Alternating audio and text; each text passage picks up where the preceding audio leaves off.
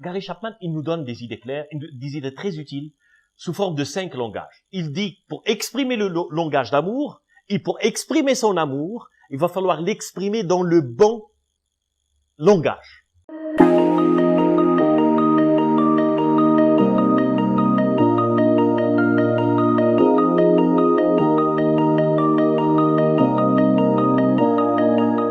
Gary Chapman, il a fait un travail très intéressant quand il a rendu les choses très pragmatiques et très accessibles, quand il a parlé de 5 langages d'amour.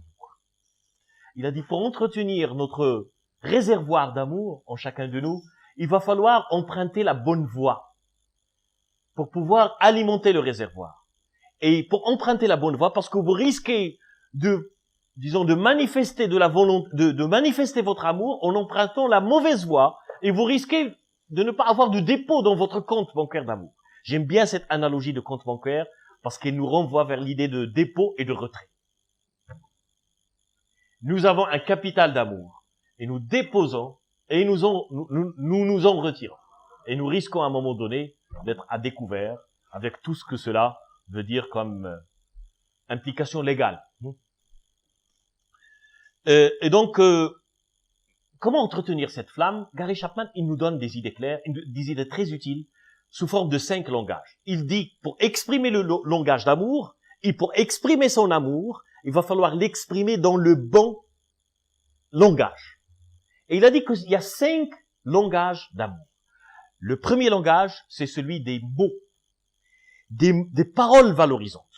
Comme Mark Twain l'avait bien dit, je peux vivre 2 mois rien qu'avec un bon compliment. Donc, si on fait le calcul, une année, 3, 4 compliments, 6 compliments, ça peut faire une année. Hein.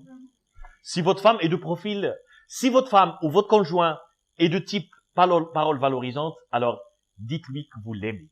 Aussi simple que ça. Valorisez ce qu'il fait, valorisez ce qu'il est. Par la voie des paroles. Tout simplement. C'est aussi simple que ça. Mettez sujet, verbe, complément, qui renvoie vers l'idée que j'admire ce que vous faites, j'admire ce que vous êtes, j'admire vos cheveux, j'admire votre façon votre sourire, j'admire votre façon de faire ça, j'admire quand vous êtes énervé, j'aime quand tu fais ça, j'aime quand tu es là, j'aime ton originalité, j'aime ton côté drôle, j'aime ton côté procrastinateur. En bref, ça. Mais aimez, dites ça, exprimez. Exprimez les paroles valorisantes. Et si vous tombez, si vos mots font mouche, c'est que vous êtes tombé sur le bon langage de la personne. Exprimez vis-à-vis de nos enfants, vis-à-vis de notre entourage, vis-à-vis de nos conjoints, bien entendu, il va falloir emprunter la bonne voie. La première voie, c'est les paroles dites. Alors, la deuxième voie, parce que chacun de nous, il a un langage préféré. Le deuxième langage d'amour, c'est les cadeaux. Ah oui. C'est les cadeaux avec toute leur charge symbolique. Et leur charge symbolique est effet surprise. Effet surprise exempt de toute tentative de rachat et d'excuse et de culpabilisation. Gestion de la culpabilité. Moi, je passe beaucoup de temps au bureau, je voyage beaucoup, etc. Je ramène beaucoup de cadeaux à mes enfants, à ma femme, etc. Non. Elle saura connaître que c'est factice. Que c'est valeureux sur le plan matériel, oui, mais c'est pas le bon langage. Le bon langage, c'est le message. Le cadeau, quand est-ce qu'il est percutant? C'est quand il renvoie l'idée, j'ai pensé à vous. Et plus le cadeau requiert de moi du temps pour l'élaborer, plus son impact est énorme. Plus que c'est surprenant, plus que j'ai comploté pour le cadeau. Imaginez que vous avez fait des va-et-vient chez le tailleur, juste pour lui préparer la robe préférée ou quelque chose comme ça. Des va-et-vient chez le bijoutier pour choisir la pièce qui l'intéresse. Des va-et-vient chez le libraire pour lui acheter l'un de mes ouvrages. le va-et-vient, voilà. Faites un effort, démontrez. C'est pour cette raison de handmade. Tout ce qui est fait à la main, il a une valeur extrêmement importante parce que il démontre qu'on a consommé du temps à penser à cette personne. Et c'est ce qui confère au cadeau toute sa toutes ces lettres disons, de noblesse et d'authenticité. Ok? Deuxièmement, les cadeaux, mais pas forcément dans le sens valeur, mais dans le sens symbolique, charge symbolique. Troisième chose, service rendu. Tout simplement, il faut faire ce que l'autre aime. Ça peut être laver la voiture, ranger votre placard, ranger votre bureau. En fait, je vais prendre une chose dans la culture américaine. Apparemment, il fait un problème. Sortir la poubelle.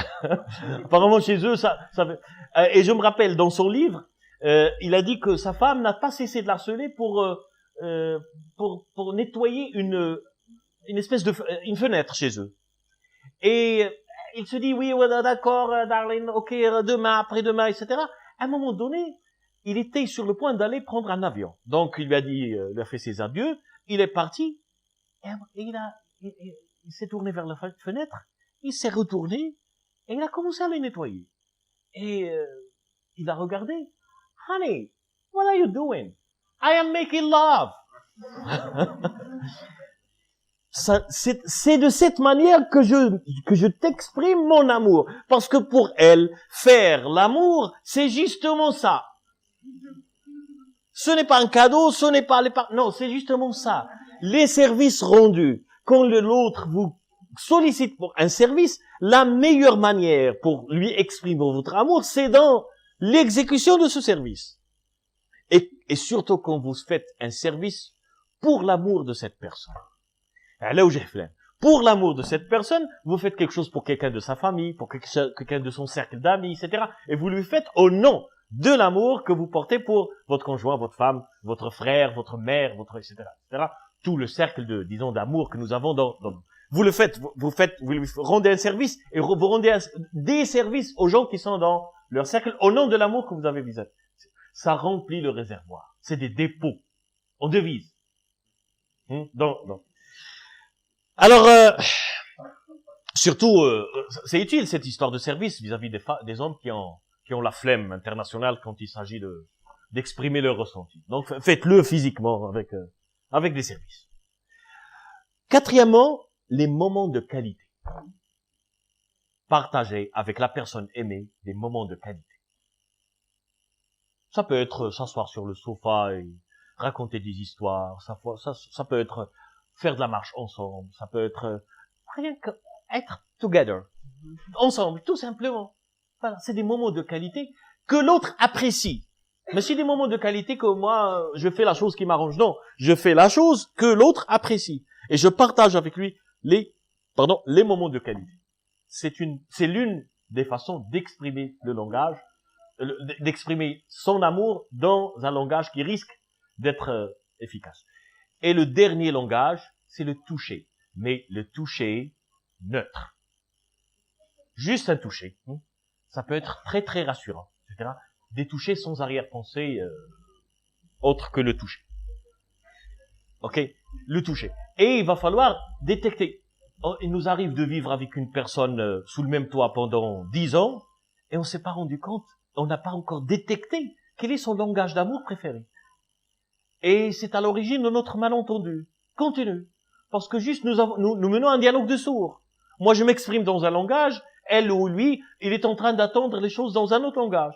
Et du coup, il y a un dialogue de sourds. Repérez le langage d'amour préféré chez votre entourage de personnes qui comptent.